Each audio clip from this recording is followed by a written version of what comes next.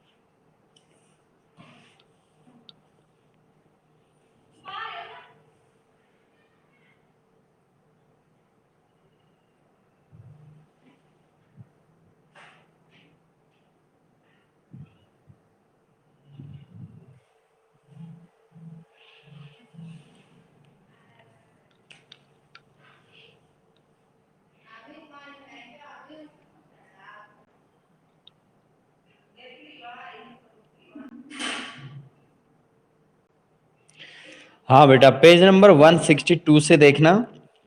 Nikhil, Tannu, 162 page.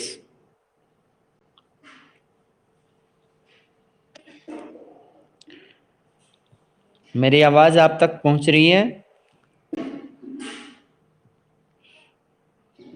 Yes sir. Okay, अब देखिए बेटा ध्यान से। इसमें हम यहां से लेके चलेंगे इसको। यहाँ ये पैराग्राफ कल कराया गया था, लेकिन एक बार फिर से रिपीट करा देता हूं मैं। कबीर के विचार संभवतः अवध प्रदेश, उत्तर प्रदेश की सूफी और योगी परंपरा के साथ हुए संवाद और विवाद के माध्यम से घनीभूत हुए।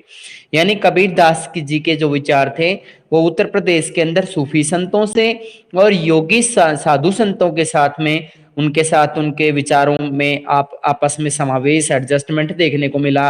उनके किसी की ना किसी मुद्दे पर आपस में विवाद भी रहता था, लेकिन उससे फिर नए नए विचारों को का रूप सामने आया।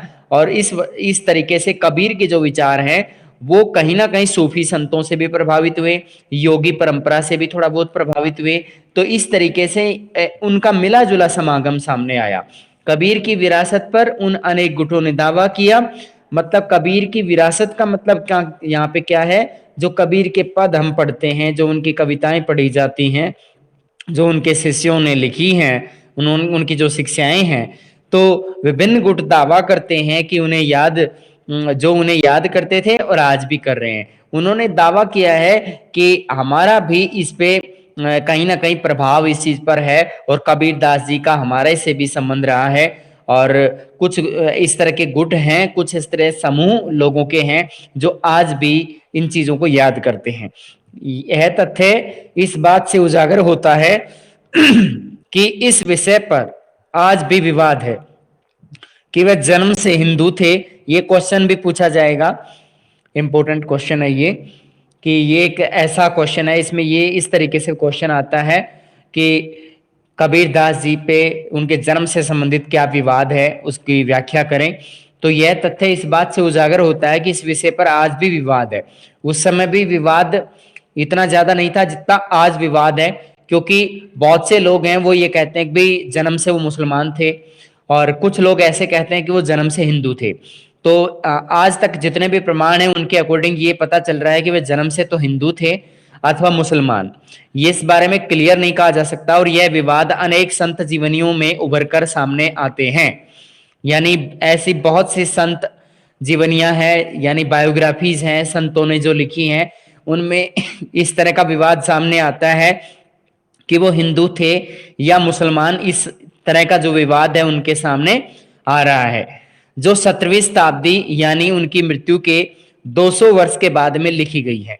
उनकी मृत्यु माना जाता है 14वीं से 15वीं सदी के दौरान हो गई थी। उनकी मृत्यु के संबंध में भी डाउट है कि उनका एग्जैक्ट अवधि किसी को पता नहीं है, लेकिन जिस तरह के हमें ग्रंथ मिलते हैं, जिस तरह की जानकारियां हमें मिलती हैं, उसी से अंदाजा लगाया जाता है। तो यहाँ 17वीं सदी के दौरान यानी 200 वर्षों के बाद, उनकी मृत्यु के 200 साल के बाद, यहाँ पर मतलब बहुत सी बातें उनके बारे में लिखी गई हैं, यानी बहुत सी जानकारियां उनकी लिखी गई हैं। तो यहाँ ये क्लियर नहीं हो पाया है कि वो जन्म से हिंदू थे या मुसलमान, तो ये विवाद है। बहुत सी संत बायोग्राफी जो हैं उनकी जीवनियां हैं, उनसे पता चलता है। वैष्णव परंपरा की जीवनियों के अंदर कबीर, और कबीर का अरबी में अर्थ है महान।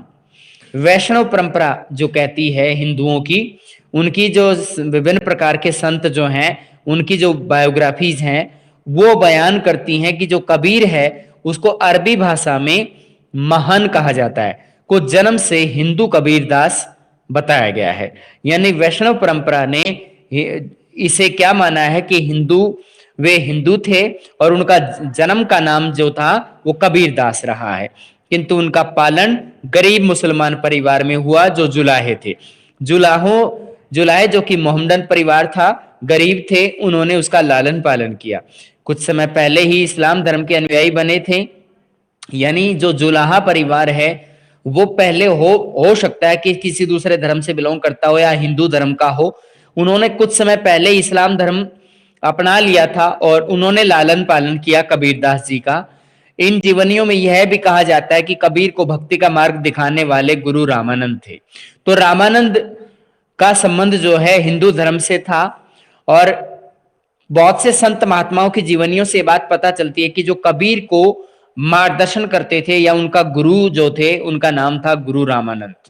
तो यहाँ पे हमें इतना अंदाजा हुआ कि हिंदुओं की जो वैष्णव परंपरा है वो तो बयान करती है कि उनका जन्म जो है हिंदू परिवार में हुआ, जन्म का नाम है कबीरदास जी, और उनको बाद में गरीब मुस्लिम जुलाहे परिवार ने उन्हें पालन पोषण किया है, जो कि उस मुस्लिम जुलाहे परिवार ने कुछ ही समय पहले मुस्लिम धर्म को अडॉप्ट किया था, ग्रहण किया था। और कबीरदास जी के जो गुरु है वो रामानंद जी हैं। और कबीरदास के बारे में जो भी जानकारियां हमें आज पता चलती हैं तो वो उनकी मृत्यु के 200 वर्षों के बाद में लिखी गई हैं। वैसे इस तरह का जो विवाद है वो संत महात्माओं की बायोग्राफी से पता चलता था कि वो हिंदू थे, मुसलमान थे, इस तरह का मतभेद सामने आता है। अगले पैराग्राफ पे आते हैं हम। किंतु कबीर के पद, गुरु और सतगुरु संबोधन का इस्तेमाल किसी विशेष व्यक्ति के संदर्भ में नहीं करते। यानी कबीर के जो पद हैं या गुरु और सतगुरु, इनका जो संबोधन है वो विशेष व्यक्ति के संदर्भ में नहीं किया जाता था। इतिहासकारों को यह भी मानना है कि कबीर और रामानंद का समकालीन होना मुश्किल प्रतीत होता है। एक दूसरा विवाद का विषय सामने आ गया कि कुछ विद्वान, कुछ इतिहासकार ये मानते हैं कि जो कबीरदास जी के गुरु माने जाते थे रामानंद, उनके बारे में ये माना जाता है कि ऐसा अंदाजा है कि वो शायद समकालीन नहीं रहे थे। क्या नहीं थे? समकालीन नहीं थे। एक समकालीन का वर्ड का मीनिंग ये होता है कि एक ही समय के नहीं थे। अगर ये एक समय के नहीं थे, रामानंद और कबीर के जीवन अवधियों में बहुत बड़ा अंतर रहा है, तो कुछ इतिहासकार ये मानते हैं कि रामानंद कबीर के गुरु हो ही नहीं सकते, क्योंकि एक समय में ये दोनों नहीं थे। तो ये समकालीन वर्ड का मीनिंग मैंने आपको बताया। तो यहां पर कबीर के जो पद हैं या गुरु शब्द का इस्तेमाल है, सतगुरु शब्द का इस्तेमाल है, वो किसी विशिष्ट व्यक्ति के अर्थ में नहीं होता है जब तक कि उन्हें बहुत ही लंबी आयु ना दे दी जाए। यहां पे ये पता चलता है कि अगर रामानंद को बहुत ही लंबी आयु प्रदान की जाती है तब तो ऐसा हो सकता है कि वे कबीर के गुरु हो सकते हैं, अन्यथा नहीं हो सकते। तो लंबी आयु कितनी हो सकती है? कोई अनलिमिटेड तो हो नहीं सकती है। औसतन आयु लगभग आप 65 से 70, 80, 100 साल लगा लीजिए, लेकिन अधिकतम अगर किसी व्यक्ति की जीवन अवधि को 200 वर्ष तक खींचा जाता है तो वो फिर झूठ ही होता है। उसमें बहुत ही बढ़ा चढ़ा के पेश करने वाली बातें होती हैं, असलियत से दूर भागा जाता है। अतः वे परंपराएं जो दोनों को जोड़ती हैं स्वीकार नहीं की जा सकती हैं। यानी आपसे एक ऐसा क्वेश्चन पूछा जाएगा कि कबीर दास के जीवन से संबंधित कौन कौन से वो विवाद के विषय हैं। एक तो जन्म के बारे में आप बताएंगे, जन्म के बारे में कंफर्मेशन नहीं है कि उनका जन्म हिंदू परिवार में हुआ, मुस्लिम परिवार में हुआ। दूसरा विवाद का विषय रामानंद के विषय में जरूर बताएंगे आप कि उनका जन्म, यानी उनका जो गुरु था वो रामानंद को माना जाता है, लेकिन बहुत से इतिहासकार इसका अपोज करते हैं, विरोध करते हैं, क्योंकि उनका दोनों की अवधि समकालीन नहीं है। बहुत लंबी आयु अगर रामानंद को प्रदान की जाती है तभी संभव हो सकता है कि कबीर उनके शिष्य बन सकते हों। लेकिन ये दोनों परंपराएं हैं वो जोड़ी नहीं जा सकती हैं। ये वे परंपराएं जो दोनों को जोड़ती हैं, दोनों कौन, कबीर और रामानंद, इन दोनों को जोड़ती हैं, स्वीकार नहीं की जा सकती हैं। बहुत से विद्वान कहते हैं कि ये बिल्कुल झूठ है, ये बढ़ा चढ़ा के पेश किया गया है, किंतु उनसे अवश्य पता चलता है कबीर की विरासत बाद की पीढ़ी के लिए कितनी महत्वपूर्ण थी, कि कबीर ने जो कुछ भी सिखाया, कबीर दास के जो पद थे, कबीर ने जो शिक्षाएं लोगों को प्रदान की हैं, कबीर ने जो उपदेश दिए हैं, तो उनका आने वाली पीढ़ी के लिए कितना बड़ा उन्होंने मार्गदर्शन दिया है, कितना ज्यादा वैल्यूएबल है वो, कितनी इंपॉर्टेंस है उस बात की, ये चीज बहुत ही महत्वपूर्ण है। तो यहां तक हमने पढ़ा किसके विषय में, कबीर दास जी के विषय में, कबीर की जीवनी के विषय में, कबीर के संबंध में जो जो विवाद उभर कर सामने आए, उनके जन्म से संबंधित, उनके गुरु से संबंधित जो विवाद हैं वो आए हैं सामने, उनको हमने पढ़ लिया है। अब आगे हम पढ़ेंगे बाबा गुरु नानक देव जी के विषय में और पवित्र शब्द के विषय में। बाबा गुरु नानक 1469 में उनका जन्म हुआ, 1539 में उनकी मृत्यु हुई। याद रखिए बेटा इनकी अवधि को, जिस तरह से इसकी अवधि लिखी गई है उस तरह की अवधि जब हमने कबीर दास की जीवनी को पढ़ा तो उसके अंदर कहीं ऐसी कोई डेट नहीं आई। क्यों नहीं आई? क्योंकि उसके बारे में, उनके जन्म के बारे में बहुत से विद्वान इतिहासकार एकमत नहीं हैं। इसके बारे में जो जो 3 परंपराएं खास तौर पे परिपाटियां विकसित हुई हैं, कबीर के बारे में जानकारी प्रदान करती है, कबीर बीजक, कबीर ग्रंथावली और आदि ग्रंथ साहिब, इन तीनों के विषय में आप अच्छे से पढ़ें। इसको कबीर के पद के नाम से भी जाना जाता है। और कबीर दास के कुछ विचार हैं जो मुस्लिम धर्म से भी थोड़ा बहुत प्रभावित होते हैं, उनको भी आप पढ़ें। कबीर की रचनाओं को कुछ अलग अलग भागों में बांटा जाता है, जैसे उलटबासी कहा जाता है, उल्टी कही हुई उक्तियां, और दूसरा विवरण बताया था उलटबासी के अलावा दूसरा रचनाएं बताओ, कबीर के पद भी कहे जाते हैं। निर्गुण भक्ति संत थे कबीर। कबीर एक रहस्यवादी अनुभूतियों को प्रकट करते थे। यहां मुसलमानों के अकॉर्डिंग सारी बातें इसमें हैं, लेकिन कुछ बातें हैं जो मुसलमानों से ग्रहण, यानी वहां उनसे प्रभावित हैं। अल्लाह, खुदा, हजरत, पीर, इस तरह के शब्दों का इस्तेमाल करते हैं कबीर। लेकिन वेदांत दर्शन के अकॉर्डिंग उन्होंने बताया भगवान अदृश्य हैं, किसी को दिखाई नहीं पड़ते हैं, निराकार है, उसका कोई आकार नहीं है, ब्रह्मा का अंश है भगवान, या मनुष्य जो है ब्रह्मा ने सभी मनुष्यों को बनाया है, और आत्मन यानी आत्मा स्वरूप है, उसको कोई अनुभव नहीं कर सकता है। अब आगे चलते हैं बाबा गुरु नानक देव जी के विषय में। आगे बाबा गुरु नानक देव जी का जन्म एक हिंदू व्यापारी परिवार में हुआ। उनका जन्म स्थल मुख्यतः इस्लाम धर्मावलंबी पंजाब के ननकाना गांव, जो कि रावी नदी के पास था।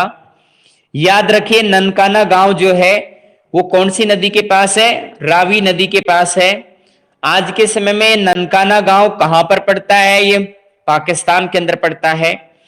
तो यहां पर ये बताया गया है उनका जो जन्म स्थल है मुख्यतः इस्लाम धर्मावलंबी, यानी जो इस्लाम के अनुयायी थे, इस्लाम के धर्म को उन्होंने अपनाया हुआ था, उस धर्म के अंदर पंजाब के अंदर, जो पाकिस्तानी पंजाब है उसके अंदर ननकाना गांव है, वहां पर इनका जन्म हुआ।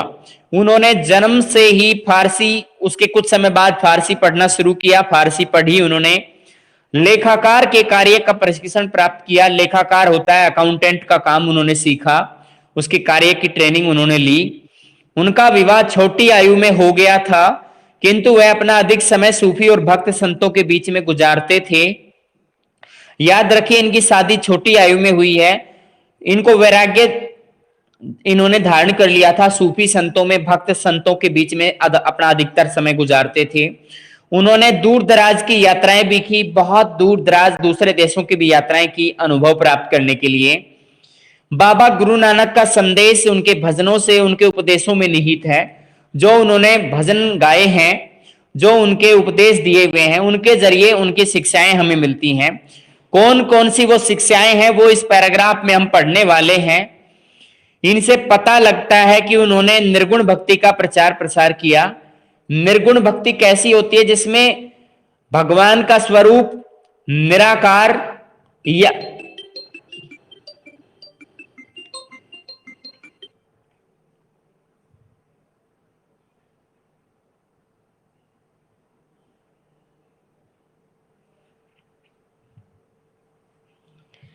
इसमें बेटा बाबा गुरु नानक का जो संदेश है वो उनके भजनों से, उनके उपदेशों से हमें जानकारी पता चलती है। यहाँ पे निर्गुण भक्ति का प्रचार प्रसार की बात की गई है। तो निर्गुण भक्ति कैसी होती है? जिसके अंदर भगवान का स्वरूप जो है मनुष्य जैसा नहीं दिखाया जाता है। निर्गुण भक्ति का मतलब ये होता है कि ईश्वर जो है निराकार है, उसको कोई देख नहीं सकता है, उसका कोई स्वरूप नहीं है, वो पृथ्वी के या किसी भी ब्रह्मांड के कण कण में मौजूद है। तो इस तरह के आकार को हम निर्गुण आकार, निर्गुण भक्ति कह सकते हैं। तो यहां हम बाबा गुरु नानक देव जी को, ये सबसे पहले उनकी विशेषता है कि हमें जानकारी कहां से मिलती है? भजनों और उपदेशों से मिलती है। निर्गुण भक्ति संत हुआ करते थे। जन्म इनका मुस्लिम धर्मावलंबी पंजाब के ननकाना गांव में हुआ। धर्म के सभी बाहरी आडंबरों को उन्होंने स्वीकार किया, बाहरी दिखावों को मना कर दिया कि जो बाहरी दिखावा होता है वो सब बकवास है, वो कुछ काम नहीं आता है। उन्होंने स्वीकार किया, जैसे यज्ञ करते हैं हिंदू धर्म के लोग, अनुष्ठानिक स्नान करते हैं, सामूहिक स्नान करते हैं, ये सिर्फ एक दिखावा है। उन्होंने कहा यज्ञ करना भी दिखावा है और अनुष्ठानिक स्नान करना भी दिखावा है, सामूहिक स्नान करना कोई जरूरी नहीं है। जैसे कि कुछ लोग गंगा के घाट पर स्नान करने जाते हैं अपने आप को पवित्र बनाने के लिए, उनके पाप कर्म साफ हो जाएंगे, इस मकसद से। जीवन के अंदर जैसे अस्थियां बहाई जाती हैं गंगा जल के अंदर, तो कुछ रिवाज है, हमारी कुछ परंपराएं हैं, इन सब चीजों की परंपराओं को उन्होंने बाहरी आडंबर माना है। मूर्ति पूजा को उन्होंने आडंबर माना है कि मूर्ति पूजा करना बेकार है। कठोर तपस्या करना भी उन्होंने बाहरी आडंबर माना है, दिखावा माना है। याद रखिए बेटा, ये चीजें यज्ञ करना, अनुष्ठानिक स्नान करना, मूर्ति पूजा करना, कठोर तपस्या करना, ये सब उन्होंने बाहरी दिखावा माना है, फालतू की चीजें मानी है। हिंदू मुसलमानों के धर्म ग्रंथों को भी उन्होंने नकार दिया। जैसे हिंदुओं के धार्मिक ग्रंथ, जैसे कि विभिन्न प्रकार के वेद हैं, चारों वेद, जिसमें ऋग्वेद है, यजुर्वेद है, सामवेद है, अथर्ववेद है, पुराण है, धर्म ग्रंथों में मनुस्मृति है, ब्राह्मण शास्त्र मौजूद हैं। तो इस तरह के जो ग्रंथ है उन्होंने उनको नकार दिया कि इनकी कोई इतना ज्यादा महत्वपूर्ण नहीं है। तो मुसलमानों के धर्म ग्रंथ जैसे हदीस है या कुरान है, इस तरह के धर्म ग्रंथों को भी उन्होंने नकार दिया। हिंदुओं का धर्म ग्रंथ जैसे ये भागवत गीता है, तो इस तरह के धर्म ग्रंथ को भी उन्होंने मना कर दिया, भाई इनकी कोई वैल्यू नहीं है, कोई ज्यादा महत्वपूर्ण नहीं है। बाबा गुरु नानक के लिए परम पूर्ण रब का कोई लिंग या आकार नहीं था। याद रखिए, बाबा गुरु नानक देव के अनुसार कि ईश्वर जो है उसको कोई ये नहीं कह सकता कि वो स्त्रीलिंग में है या पुल्लिंग में है, कोई नहीं कह सकता। उनका कहना है कि उसका रब का कोई लिंग या आकार नहीं था, यानी उसको हम मनुष्य स्वरूप में देख ही नहीं सकते हैं। उन्होंने इस रब की उपासना के लिए एक सरल उपाय बताया कि जिस तरीके से हम उसकी पूजा कर सकते हैं, उसका तरीका क्या होना चाहिए। उनका निरंतर स्मरण और नाम का जाप करें, यानी हमेशा उनको याद रखें, अपनी जिह्वा पर याद रखें, अपने मस्तिष्क में धारण करते रहें, उनके नाम का जाप करते रहें। उन्होंने अपने विचार पंजाबी भाषा में शब्द के माध्यम से सामने रखे, पंजाबी भाषा के अंदर। याद रखिए बेटा, पंजाबी भाषा की लिपि गुरुमुखी लिपि है, तो उन्होंने इस लिपि के अंदर पंजाबी भाषा में अपने विचार लोगों के सामने रखे। यहां शब्द जो है ये उनके विचार है बेटा, उनके उपदेश है। शब्द, यहां शब्द एक शब्द नहीं है, ये याद रखिए बेटा, ये सिर्फ एक शब्द नहीं है। बाबा गुरु नानक यह शब्द अलग अलग रागों में गाते थे। उनका सेवक मर्दाना रबाब बजाकर उनका साथ देता था। याद रखिए बेटा, ये उनका शिष्य है मर्दाना। ये हमेशा, रबाब एक वाद्य यंत्र होता है जो गुरु नानक के साथ में रहता था और उनके साथ रबाब बजा करके उनका साथ देता था और गुरु नानक देव जी अपने राग या उपदेश लोगों को सुनाते रहते थे। इस मर्दाना का नाम याद रखिए, ये व्यक्ति उनका शिष्य था। बाबा गुरु नानक ने अपने अनुयायियों को एक समुदाय में संगठित किया, यानी उन्होंने एक समूह बनाया अपने सभी अनुयायियों को कि आप अपने समाज को एक अलग से संगठित करके रखिएगा। सामुदायिक उपासना संगत के नियम निर्धारित कर दिए। सामुदायिक उपासना का मतलब पूरा समुदाय मिल करके उपासना करेगा, और उसे उन्होंने नाम दिया संगत। समुदाय पूरा कंप्लीट मिल करके पूजा करेगा, भगवान को याद करेगा, नाम स्मरण करेगा, नाम का जाप करेगा, भगवान के निराकार स्वरूप की पूजा करेगा। तो उन्होंने ये कहा, उसके लिए नियम निर्धारित कर दिए। जहां सामूहिक रूप से पाठ होता था, सब मिल करके पाठ करते थे। पाठ का मतलब होता है एक व्यक्ति पढ़ करके कोई चीज, यानी धार्मिक जो बातें हैं वो लोगों को सुनाता है, और उसके बाद में उनसे शिक्षाएं ग्रहण करते हैं उनके शिष्य, उनके अनुयायी। उन्होंने अपने अनुयायी अंगद को अपने बाद गुरु पद पर आसीन किया, यानी गुरु नानक ने अपनी पदवी या फिर अपना जो पद है वो किसको स्थानांतरित किया है, या अपनी जो धार्मिक गद्दी है जिसे हम कहें, तो वो किसको प्रदान की है, अपना उत्तराधिकारी किसे घोषित किया है, अंगद को। याद रखिए, अंगद नाम का ये व्यक्ति है जिसको उन्होंने अपना गुरु पद पर आसीन किया, यानी अगला गुरु ये होगा, ये बताया। इस परिपाटी का पालन 200 साल तक होता रहा, यानी इस तरह से आगे आने वाले अंगद के बाद अंगद ने भी अपना एक इसी तरह से किसी को डिक्लेयर किया होगा, और उसके बाद उससे अगली पीढ़ी ने उसे डिक्लेयर किया होगा। इस तरह की परिपाटी चल पड़ी। ऐसा प्रतीत होता है बाबा गुरु नानक किसी नवीन धर्म की स्थापना नहीं करना चाहते थे। याद रखिए, बाबा गुरु नानक देव जी नए धर्म की स्थापना नहीं करना चाहते थे, किंतु उनकी मृत्यु के बाद उनके अनुयायियों ने आचार व्यवहार को सुगठित करके अपने को हिंदू और मुसलमान दोनों से पृथक चिन्हित कर दिया। अब ये किसने किया? याद रखिए कि उनकी मृत्यु के बाद उनके अनुयायियों ने उनके जो आचार विचार थे, अपने खुद के आचार विचार थे, उनको सुसंगठित स्वरूप में हिंदुओं से भी अलग कर लिया, मुसलमानों से भी अलग चिन्हित कर लिया कि हम तो अलग से ही, उनके आचार विचार जो है ना तो हिंदुओं से मैच होते हैं ना मुसलमानों से, हम तो अलग ही रहेंगे। ये किसने किया? इनके अनुयायियों ने किया। गुरु नानक के खुद के विचार ऐसे नहीं थे कि वो अलग से इनसे जाना चाहते हो, हिंदू मुसलमानों से अलग रहना चाहते हो। पांचवें गुरु, याद रखिए बेटा कौन सा गुरु है? पांचवा गुरु अर्जुन देव ने बाबा गुरु नानक उनके 4 उत्तराधिकारियों बाबा फरीद, रविदास और कबीर की बानी को आदि ग्रंथ साहिब में संकलित कर लिया। पांचवें गुरु ने किया है, गुरु नानक ने नहीं किया। जो आदि ग्रंथ साहिब है ये बेटा पवित्र धार्मिक पुस्तक है सिख धर्म की, जो कि गुरुद्वारे में रखी जाती है, इसकी पूजा होती है। तो पांचवें गुरु अर्जुन देव ने, जिसका नाम अर्जन देव कहा गया है, अर्जन देव भी इसको जानते हैं, अर्जन देव भी इसी को कहा जाता है। तो ये बेटा बाबा गुरु नानक और उनके 4 उत्तराधिकारी बाबा फरीद, रविदास और कबीर की बानी। अब यहाँ पे 4 उत्तराधिकारी का मीनिंग यहाँ पे बाबा फरीद और ये नहीं है, ये 4 उत्तराधिकारी जैसे अंगद और अंगद के बाद में जो भी उत्तराधिकारी रहे होंगे उनको स्थान दिया गया है 4 उत्तराधिकारियों में। फिर उनके बाद में बाबा फरीद ने जो कुछ भी कहा वो इन्होंने जोड़ा है इसमें। फिर रविदास ने जो कुछ कहा, शिक्षाएं प्रदान की, वो भी इसमें जोड़ दिया। फिर कबीर की बानी, कबीर के जो पद थे उस ग्रंथ से उन्होंने आदि ग्रंथ साहिब में बहुत कुछ लिया, उसे जोड़ करके उसका संकलन कर दिया, कंपोजिट कर दिया उसे, और इनको गुरबाणी कहा जाता है। ये इसका सामूहिक स्वरूप, पहले इसका नाम क्या था? आदि ग्रंथ साहिब था, बाद में इसको गुरुबाणी कहा जाता है। क्यों? क्योंकि इसके अंदर ये मैटर बाद में जोड़ दिया गया, 4 उत्तराधिकारियों का, गुरु नानक का, बाबा फरीद का, रविदास का, कबीर की बाणी।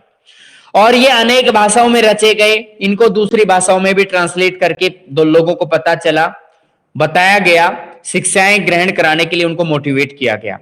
17वीं शताब्दी के उत्तरार्ध में 10वें गुरु गोविंद सिंह जी ने 9वें गुरु तेग बहादुर की रचनाओं को भी इसमें शामिल किया। अब ये याद रखिए बेटा, ये किसने किया है? ये कौन सा गुरु जी है? ये 10वां गुरु जी है। आपको सभी गुरुओं के नाम याद करने की जरूरत नहीं है। जो महत्वपूर्ण गुरु हैं वो आपके एनसीईआरटी में इनके नाम बाकायदा आ रहे हैं, इनके काम आ रहे हैं। 17वीं सदी के दौरान 17वीं शताब्दी का जब अंत होने को था, उस समय 10वें गुरु गोविंद सिंह जी, उन्होंने 9वें गुरु तेग बहादुर की रचनाओं को भी इसमें शामिल किया। पहले कितने गुरुओं का इसमें योगदान रहा है गुरबाणी में, फिर इसके बाद में तेग बहादुर की रचनाओं को भी किसने शामिल किया? गुरु गोविंद सिंह ने। और इस ग्रंथ को गुरु ग्रंथ साहिब कहा गया। अब आप याद रखिए, इसके नाम चेंज हो रहे हैं। सबसे पहले इसका नाम था आदि ग्रंथ साहिब, यहां पे आप देख सकते हैं। जब तक बाबा गुरु नानक देव जी, 4 उसके उत्तराधिकारी बाबा फरीद, रविदास, कबीरदास की बानी को आदि ग्रंथ साहिब में संकलित किया गया। तो आदि ग्रंथ साहिब इन विचारों को जोड़ने से पहले भी इस ग्रंथ का नाम आदि ग्रंथ साहिब था। जब इनको जोड़ दिया गया तो जोड़ने के बाद इसका नाम हो गया गुरुबाणी। याद रखिए बेटा, ये जो गुरु नानक के विचार, 4 उत्तराधिकारी बाबा फरीद, रविदास, कबीर की बाणी को जोड़ने के बाद इसको कहा गया गुरुबाणी। फिर इसको अलग अलग भाषाओं में ट्रांसलेट करके लोगों तक पहुंचाया गया। फिर 10वें गुरु गोविंद सिंह जी ने 9वें गुरु तेग बहादुर की जो भी रचनाएं थी, जो उन्होंने कहा था, लिखा था, उसको इसमें शामिल कर लिया गया। इसके बाद इस ग्रंथ का नाम क्या हो गया? गुरु ग्रंथ साहिब। गुरु गोविंद सिंह जो कि 10वें गुरु थे, याद रखिएगा 10वें गुरु थे सिख धर्म के, उन्होंने खालसा पंथ यानी पवित्रों की सेना की नींव डाली। ये खालसा पंथ क्या है कि हम एक पवित्र पंथ का समर्थन करते हैं, पवित्र विचारधारा का समर्थन करते हैं। इन्होंने पवित्रों की एक सेना की नींव डाली, पवित्रों की एक सेना बना दी गुरु गोविंद सिंह ने, और उनके 5 प्रतीक का वर्णन किया कि उन जो भी इस पवित्रों की सेना का हिस्सा होगा, खालसा पंथ का जो भी सदस्य बनेगा, उसको 5 ये चीजें करनी होंगी, 5 ये शर्तें उनको रखनी होगी। बिना कटे हुए केस उसको रखने होंगे, उसको अपने बाल नहीं कटवाने हैं, कृपाण उसको अपने हाथ में कृपाण रखना है, खंजर इस तरह की कोई भी एक चीज रखनी है, कृपाण रखना है। कच्छ उसको एक वस्त्र धारण करना है, एक कंघा एक कंघी रखनी है अपने केसों को संवारने के लिए, और एक लोहे का कड़ा अपने हाथ में पहनना है। तो ये चीजें उन्होंने प्रतीक के रूप में रख दी कि सिख धर्म का जो भी अनुयायी होगा, खालसा पंथ का जो भी अनुयायी होगा, उसको ये चीजें अपने पास रखनी होगी, ये शर्तें उसको माननी होंगी, और ऐसा उन्हें अपने जीवन में उतारना होगा। गुरु गोविंद सिंह के नेतृत्व में समुदाय एक सामाजिक, धार्मिक, सैन्य बल के रूप में संगठित होकर सामने आया। इससे पहले सिख धर्म के लोग सामाजिक रूप से संगठित नहीं हो पाए थे, धार्मिक रूप से नहीं हो पाए थे, सैन्य बल के रूप में इकट्ठे नहीं हो पाए थे, और अब गुरु गोविंद सिंह ने इनको एक शक्तिशाली सेना के रूप में गठित कर दिया, धार्मिक संगठन के रूप में गठित कर दिया, सामाजिक संगठन के रूप में गठित कर दिया। याद रखिए, इनके जो ग्रंथ के 3 नाम मैंने आपको बताए हैं। शुरुआत में आदि ग्रंथ साहिब कहा गया, फिर इसका नाम गुरुबाणी हुआ, फिर उसके बाद में इसका नाम गुरु ग्रंथ साहिब रखा गया। पवित्रों की जो सेना है उसके लिए 5 पवित्र जो प्रतीक बताए गए थे, बिना कटे हुए केस रखने हैं, बाल नहीं कटवाने हैं, कृपाण रखना है, कच्छ धारण करना है, कंघा और लोहे का कड़ा साथ में रखना है। और इस तरीके से इन्होंने से सामाजिक संगठन, सैन्य बल और धार्मिक संगठन बना दिया। अब हम अगले भक्त संत की तरफ चलते हैं, जो इसी समय के दौरान रही हैं। राजस्थान से बिलोंग किया है उन्होंने, और इस श्री कृष्ण की इस मूर्ति की पूजा की है उन्होंने। या इसको ध्यान से देख लीजिएगा कि आपके एनुअल एग्जाम में भी इस तरह की कोई पोर्ट्रेट आ सकती है, कोई पिक्चर आ सकती है, उसको पहचान करने के लिए आपसे बोला जा सकता है। 1 नंबर का क्वेश्चन उसके लिए होगा। ये श्री कृष्ण की मूर्ति है, इसमें मुरली बजाते हुए श्री कृष्ण को दिखाया गया है। 15वीं शताब्दी की तमिलनाडु से प्राप्त पत्थर की मूर्ति है। ये कहां से प्राप्त हुई है? तमिलनाडु से प्राप्त हुई है। कृष्ण को बांसुरी बजाते हुए दिखाया गया है। मीराबाई कृष्ण के इसी रूप को पूजती थी, इस रूप को पूजती थी। ये मूर्ति हमें कहां से मिली है? 15वीं शताब्दी में मिली है, तमिलनाडु से मूर्ति मिली है। कृष्ण को बांसुरी बजाते हुए दिखाया गया है। मीराबाई कृष्ण के इसी स्वरूप की पूजा करती थी। अब यहां तक बताइए बेटा, किसी तरह की कोई प्रॉब्लम है? You can ask me. आपके 5 मिनट रहते हैं, आप कुछ पूछना चाहते हैं तो पूछिएगा। और बच्चे बहुत कम ज्वाइन हो रहे हैं, क्या बात है? तन्नू, अमृता, अनुज फोगाट, निखिल, उषा दाइमा, भूमिका, धीरज, ये बच्चे हैं तो बहुत कम है बेटा। कहां बिजी रहते हैं, क्या करते रहते हैं पता नहीं।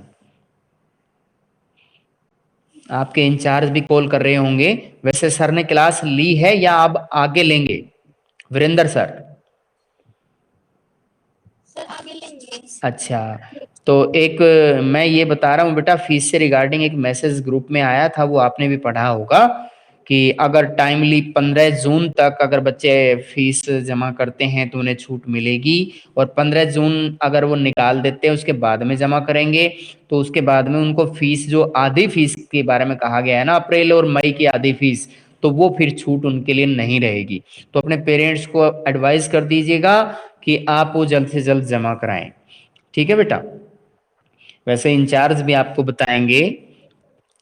हाँ, और उषा बेटा, आपको कुछ पूछना हो तो यू कैन आस्क। बेटा स्कूल ओपन के विषय में अभी तक तो हरियाणा में 15 जून तक यानी ऐसा शिक्षा विभाग की तरफ से ये मैसेज है कि अभी ओपन नहीं हो सकते हैं स्कूल। अब आगे कोई, हाँ बेटा आपकी आवाज क्लियर नहीं आ रही थी, हाँ रिपीट करो। यस, हाँ, जो आउट गोइंग 12th क्लास है उनके एग्जाम कैंसिल हैं, और उनके लिए सेम जैसे अपने 10th के लिए ऑब्जेक्टिव क्राइटेरिया निर्धारित किया गया था वैसा ही उनके लिए होगा। और ये कल शाम को डिसीजन लिया गया है, मतलब प्रधानमंत्री मोदी भी उस मीटिंग में थे, और अपने जो शिक्षा मंत्री हैं, हमारे देश के शिक्षा मंत्री, वो फिलहाल बीमार चल रहे हैं, वो हॉस्पिटल में हैं। और बाकी कुछ सीबीएसई के ऑफिसर्स थे, काफी काफी मेन जो अधिकारी थे, जिसमें प्रकाश जावड़ेकर थे, और अपने बाकी स्मृति ईरानी वगैरह बहुत से लोग थे वहां पर, और नितिन गडकरी वगैरह, और गृह मंत्री राजनाथ सिंह, ये अपना जो मेन इनका वो है, जो मेन लीडर है अपने बीजेपी के अंदर, तो वो भी वहां पे थे। और उन सब ने मिलकर डिसीजन लिया है, और वो मतलब पूरे भारत में इसका स्वागत किया गया। लेकिन कुछ लोग हैं जो जैसे आरएसएस है, राष्ट्रीय स्वयंसेवक संघ, उन्होंने कहा है कि भी एग्जाम कराने चाहिए थे। लेकिन उसके एक समूह से ऐसा कुछ फर्क नहीं पड़ेगा, ये डिसीजन सही लिया गया है। 14 लाख बच्चे सेंटर पे पूरा नेक्स्ट ईयर भी आया तो हमारे भी कैसे लगे। अरे अरे बेटा ऐसा मत सोचो, ऐसा कुछ नहीं होगा, आप कंट्रोल इसको तुरंत करेंगे। अब आपका देख लेना, हर हाल में आपके ये स्कूल खोलने की तैयारियां चल रही हैं, बहुत जल्द खुल जाएंगे, और आप अपनी पढ़ाई को, हाँ हाँ, डेफिनेटली डेफिनेटली विश्वास कीजिए बेटा, क्यों नहीं होगा? क्योंकि आप भी तो इससे प्रभावित हो रहे हो। अभी अप्रैल से आपका सेशन स्टार्ट हुआ है, अप्रैल चला गया, मई चला गया, धीरे धीरे करके जून भी, तो हम मान लीजिए कि 1 मंथ की तो अब हमेशा ही छुट्टी होती है, तो अगर उसको वो करें तो 2 महीने तो डेफिनेटली बच्चे प्रभावित हो गए। अब 2 महीने का पूरे साल में बहुत बड़ा इंपैक्ट होता है, तो उस चीज को ध्यान में रखेंगे, ऐसी कोई बात नहीं है, डेफिनेटली उस तरह का मैसेज आएगा जैसा लास्ट ईयर आ गया था। हाँ, और उसके लिए घबराइए मत ना, बिल्कुल थोड़ा बहुत तो रिड्यूस करेंगे। हाँ, इतना है कि बेटा आप बिल्कुल ऐसा मत सोचिए कि तुम्हारे साथ ऐसा होगा। बेटा पॉजिटिव वे में लेके चलो, मेहनत करो, और हमेशा ऐसा नहीं होता। तुम्हें मेहनत करनी है, अपनी पढ़ाई पे ध्यान दो, और ये कोई तरीका अच्छा नहीं है। कहीं आप ये सोच रहे हो कि ये ऐसे पास कर दिए जाएं, ऐसे कैंसिल हो गया, बेटा बहुत बड़ी मजबूरी है। ये पेंडेमिक नहीं फैलता तो कौन करने वाला था? तुम्हें पता है बच्चों के करियर का सवाल होता है, आगे यूनिवर्सिटीज में एडमिशन लेंगे, किस लेवल पे उनको ले लेंगे। और देखना कुछ बच्चे हैं जो मान लो इस तरह के कोविड की वजह से वो पास भी हो जाते हैं, तो कोई बड़ा बेनिफिट नहीं होगा आगे। तुम्हें पता है हर जॉब के अंदर कंपटीशन टेस्ट रखा हुआ है। अरे ज्ञान ही नहीं है तो क्या करेंगे वो? तो ये कोई तरीका मैं नहीं मानता इसको ठीक। वैसे चलो मजबूरी है बेटा गवर्नमेंट की वैसे भी। तो यहां तक का बेटा ये टॉपिक आप पढ़ के आना, ठीक है? वैसे इतना हार्ड टॉपिक नहीं है। बाबा गुरु नानक देव जी के विषय में और कबीरदास जी के विषय में जितना बताया है उसको सही तरीके से पढ़ना है। और बहुत जल्द आपके स्कूल खुल जाएंगे, ऐसी कोई वो नहीं है। अब एक बार इसको कंट्रोल कर लेते, सभी बच्चों को वैक्सीन लग जाए एक बार, तो उसके बाद तो काफी कुछ बदलाव होगा। वैक्सीन की भी तो दिक्कत है ना बेटा, वो भी नहीं मिल पा रही है, बड़ी दिक्कत हो रही है। तो बेटा आप यू कैन लीव नाउ। किसी बच्चे को कुछ पूछना है तो पूछ सकते हैं।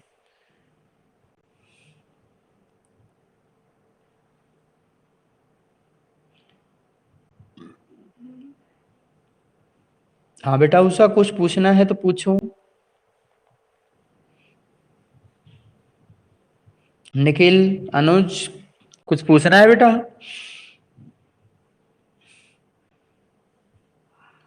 बेटा परमानेंटली अटेंड किया करो क्लास, एज अ ऑप्शन नहीं होता है कि आप नहीं आए, टॉपिक छूट जाएंगे आपके। You can leave.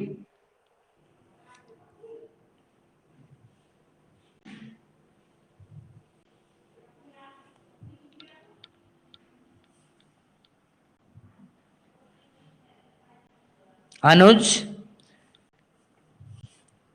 लीव कीजिए बेटा।